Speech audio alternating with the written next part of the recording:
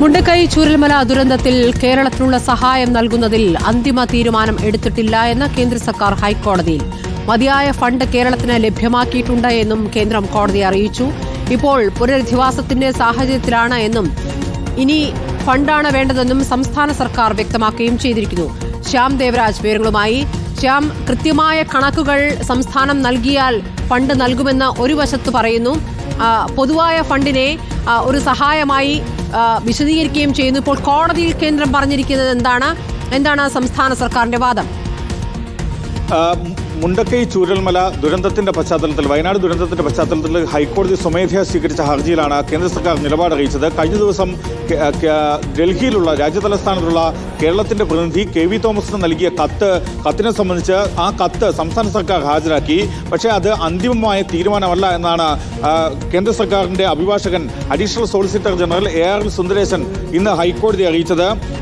ഇക്കാര്യത്തിൽ 2 ആഴ്ചയ്ക്കകം തീരുമാനമെടുക്കണം, ഈ മാസം തന്നെ തീരുമാനമെടുക്കണമെന്ന് ഹൈക്കോടതി കേന്ദ്ര സർക്കാരിനോട് നിർദ്ദേശിച്ചു. ഈ 2 ആഴ്ചയ്ക്കകം തന്നെ, ഈ മാസം തന്നെ ശുഭകരമായ നല്ല തീരുമാനം ഉണ്ടാകും എന്ന് കേന്ദ്ര സർക്കാരിന്റെ അഭിഭാഷകൻ മറുപടി നൽകുകയും ചെയ്തു. കേന്ദ്ര സർക്കാർ ഈ തീരുമാനമെടുക്കുന്നതിന് സമയപരിധി നിശ്ചയിക്കണമെന്ന് amicus curiae Ranjith Thampan, senior അഭിഭാഷകൻ രഞ്ജിത്ത് തമ്പാൻ ഹൈക്കോടതിയിൽ ആവശ്യപ്പെട്ടു. തുടർന്നാണ് 2 ആഴ്ചയ്ക്കകം ഈ മാസം തന്നെ തീരുമാനമെടുക്കണമെന്ന് ഹൈക്കോടതി നിർദ്ദേശം നൽകിയത്. വ്യക്തികൾക്ക് നൽകുന്ന സഹായം 1 മാസത്തേക്ക് കൂടി നീട്ടി എന്നാണ് സംസ്ഥാന സർക്കാർ അറിയിച്ചത്. കേന്ദ്ര സർക്കാരിന്റെ ഈ ഫണ്ട് സംബന്ധിച്ച സംസ്ഥാന സർക്കാരിന് വേണ്ടി ഹാജരായ അഡ്വക്കേറ്റ് ജനറൽ ഗോപാലകൃഷ്ണ കുറുപ്പ് വ്യക്തമാക്കിയത് ഇങ്ങനെയാണ്: വയനാട് അതിതീവ്ര ദുരന്തമായി പ്രഖ്യാപിക്കാനാവില്ലെന്ന് കേന്ദ്ര സർക്കാർ അറിയിച്ചു എന്നാണ് സംസ്ഥാന സർക്കാർ അറിയിച്ചത്. കേന്ദ്രത്തെ കുറ്റപ്പെടുത്തുന്ന നിലപാടാണ് ഇന്ന് സംസ്ഥാന സർക്കാർ ഇന്നും അക്കാര്യത്തിൽ ഹൈക്കോടതിയിൽ സ്വീകരിച്ചത്. ഡൽഹിയിലെ കേരളത്തിന്റെ പ്രതിനിധി KV തോമസിന് അയച്ച കത്തിന്റെ പകർപ്പും സംസ്ഥാന സർക്കാർ ഹൈക്കോടതിയിൽ ഹാജരാക്കുകയും ചെയ്തു. പക്ഷേ ഇക്കാര്യത്തിൽ കൂടുതൽ ഫണ്ട് നൽകില്ല എന്ന് കേന്ദ്ര സർക്കാർ പറഞ്ഞിട്ടില്ലല്ലോ എന്നാണ് ഹൈക്കോടതി സംസ്ഥാന സർക്കാരിനോട് ചോദിച്ചത്. ദുരന്തം സംഭവിച്ച് 4 മാസം കഴിഞ്ഞു.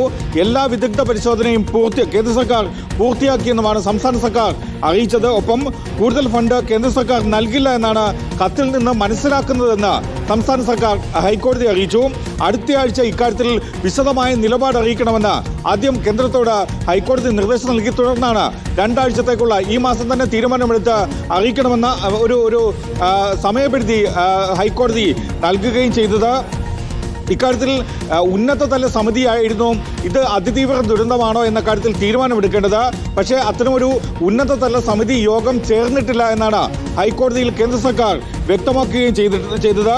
മതിയായ ഫണ്ട് കേരളത്തിന് ലഭ്യമാക്കിയെന്നും കേന്ദ്ര സർക്കാർ അറിയിച്ചു. അത് വാർഷിക ഫണ്ടായി ലഭിച്ച കണക്കാണ് എന്ന് നേരത്തെ തന്നെ സംസ്ഥാന സർക്കാരിന് വേണ്ടി ഹാജരായ അഡ്വക്കേറ്റ് ജനറൽ ഹൈക്കോടതിയെ അറിയിച്ചിരുന്നു. അതിൽ കൂടുതൽ ആ ഫണ്ട് തന്നെയാണ്, അതായത് വാർഷിക ഫണ്ടായി ലഭിച്ച 791 കോടിയോളം രൂപയാണ് മതിയായ ഫണ്ടാണ്, അതായത് മുണ്ടക്കൈ ചൂരൽമല ദുരന്തം നേരിടാനുള്ള മതിയായ ഫണ്ടായി കേന്ദ്ര സർക്കാർ വിലയിരുത്തുന്നത്.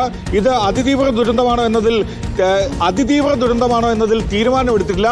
പക്ഷേ തീവ്ര സ്വഭാവമുള്ള ദുരന്തമാണ് എന്നാണ് ഈ കേന്ദ്ര സർക്കാരിന് വേണ്ടി ഹാജരായ അഭിഭാഷകൻ ഒരു ഘട്ടത്തിൽ വ്യക്തമാക്കുകയും ചെയ്തത്. ഇന്ന് തന്നെ വിശദീകരണം ഇത് സംബന്ധിച്ച അഫിഡവിറ്റ് നൽകണമെന്ന് ഹൈക്കോടതി കേന്ദ്ര സർക്കാരിനോട് നിർദ്ദേശിച്ചു. ഇത് സംബന്ധിച്ച വിശദീകരണം നൽകാമെന്നും അറിയിക്കുകയും ചെയ്തിട്ടുണ്ട്. ഇനി പുനരധിവാസത്തിന് വേണ്ട ഫണ്ടാണ് ലഭ്യമാകേണ്ടത് എന്നായിരുന്നു സംസ്ഥാന സർക്കാർ ഹൈക്കോടതിയെ അറിയിച്ചത്. മറ്റെല്ലാ നടപടിക്രമങ്ങളും പൂർത്തിയായി, ഇനി ഫണ്ടാണ് വേണ്ടത് എന്നും പറഞ്ഞു. ദുരന്തം നടന്നിട്ട് 4 മാസമായി, ഇതുവരെയും തീരുമാനമെടുത്തില്ലല്ലോ എന്ന് കേന്ദ്രത്തോട് ഹൈക്കോടതി ചോദിച്ചു. സംസ്ഥാന സർക്കാരിന് വേണ്ടി ഹാജരായ അഭിഭാഷകനും ഹൈക്കോടതിയിൽ ഇക്കാര്യമാണ് അറിയിച്ചത്. ജൂലൈ മാസം അവസാനമാണ് ഈ ദുരന്തം നടന്നിട്ട് 4 മാസമായി, ഇതുവരെയും ഫണ്ടിന്റെ കാര്യത്തിൽ അവർ തീരുമാനമെടുത്തില്ല, കേന്ദ്ര സർക്കാർ തീരുമാനമെടുത്തിട്ടില്ല എന്നാണ് അഡ്വക്കേറ്റ് ജനറൽ ഹൈക്കോടതി അറിയിച്ചത്. അക്കാര്യം തന്നെ ഹൈക്കോടതി അഡീഷണൽ സോളിസിറ്റർ ജനറലിനോട് ARL കേന്ദ്ര സർക്കാരിന്റെ അഭിഭാഷകനോട് ചോദിക്കുകയും ചെയ്തു.